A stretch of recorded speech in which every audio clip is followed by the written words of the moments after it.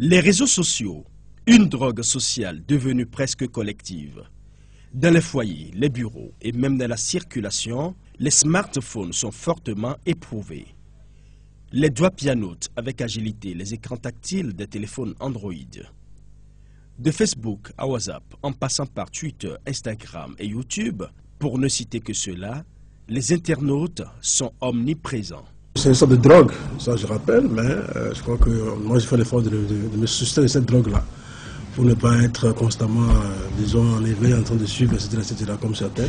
C'est vrai que c'est tentant, mais je crois que de temps en temps, moi je coupe, je rallume, puis je suis les informations, après je coupe, pour ne pas être vraiment un accro à ça, quoi.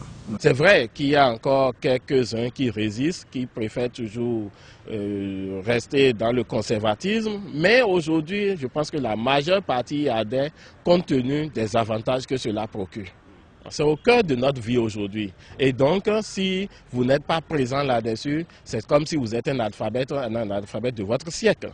Mais cette omniprésence sur les réseaux sociaux impacte négativement le temps de travail dans les entreprises, ce qui pose un véritable problème de rendement de qualité. Ça vous prend aussi énormément de temps. Donc, c'est un problème parce que dans la définition des choses, ce que vous devez faire en un temps record, quand vous vous laissez distraire un peu par les réseaux sociaux, facilement vous passez à côté. Donc, en termes de consommation de temps, c'est un problème aujourd'hui. Ça diminue le rythme de travail parce que lorsque vous vous laissez aller, ça occupe votre temps. Et forcément, si je dois penser, je dois me mettre à la position de l'employeur, ce n'est pas toujours reluisant de voir un employé accroché à son téléphone parce qu'il est tantôt sur tel forum ou sur tel forum. D'abord, dans l'entreprise, il faut mettre des dispositions pour proscrire à des heures de travail, vous devez être concentré. Sinon, ça influe réellement sur l'adhère au travail. Les entreprises ne sont pas les seules à souffrir des conséquences des réseaux sociaux. La bourse de l'internaute n'est pas épargnée. L'accès aux merveilles du monde numérique a un coût. Pour être sur les réseaux sociaux, il faut avoir des mots. Alors, les mots, on ne va pas danser pour les réseaux de GSM, pour les avoir. Il faut payer. Donc, c'est des ressources aussi que vous sortez. Et puis, bien souvent, on ne se rend pas compte qu'on dépense. Par semaine, 2000, 2003, mais ça dépend du besoin de consommation.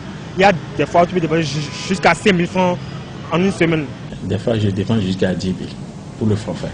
Parce que des fois, quand tu n'es pas connecté, c'est comme s'il te manque quelque chose. Beaucoup de gens n'ont jamais essayé de s'asseoir et calculer combien ça pouvait coûter. Moi, je crois que ça coûte cher. Puisque si je prenais par exemple mon exemple, par jour, j'arrive à consommer juste pour me connecter 2000 francs. Internet a un coût. Alors la petite parenthèse, c'est qu'il y a certains réseaux sociaux qui offrent des passerelles avec les opérateurs pour pouvoir en profiter gratuitement même quand on n'a plus de forfait.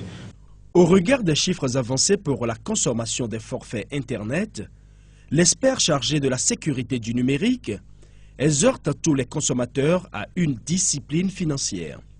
Cette discipline prend également en compte la configuration correcte du téléphone. Pour peu qu'on ait mal configuré son téléphone, il va vous consommer tous vos mégaoctets sans que vous ne vous en rendiez compte. Il suffit qu'il fasse les mises à jour de toutes les applications en une nuit et c'est réglé. Vous n'avez plus de mégaoctets, vous demandez mais je n'ai rien fait, j'ai rechargé hier soir avant d'aller dormir et je n'ai déjà plus rien au petit matin.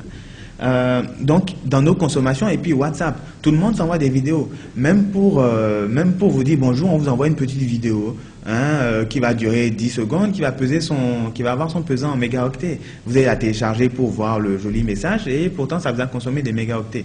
Donc il y a aussi, nous aussi consommateurs, une certaine hygiène à avoir au niveau de ce qu'on télécharge, de la navigation que nous faisons, de ne pas regarder systématiquement toutes les vidéos, n'est-ce pas? Sachant que, en fait, en faisant en fonction de notre bourse, quoi. Donc il faut qu'on soit vraiment alerte sur ce qu'on consomme. Et en même temps, il faut aussi que les opérateurs, je crois qu'il y en a certains qui ont déjà commencé à faire ce travail, permettent d'avoir un suivi plus évident de la consommation de données qui arrive au niveau du consommateur. Voilà autant de conseils qui certainement permettront aux consommateurs de réduire leur charge de connexion Internet, mais aussi de contrôler les téléchargements et autres activités numériques qui dilapident les forfaits.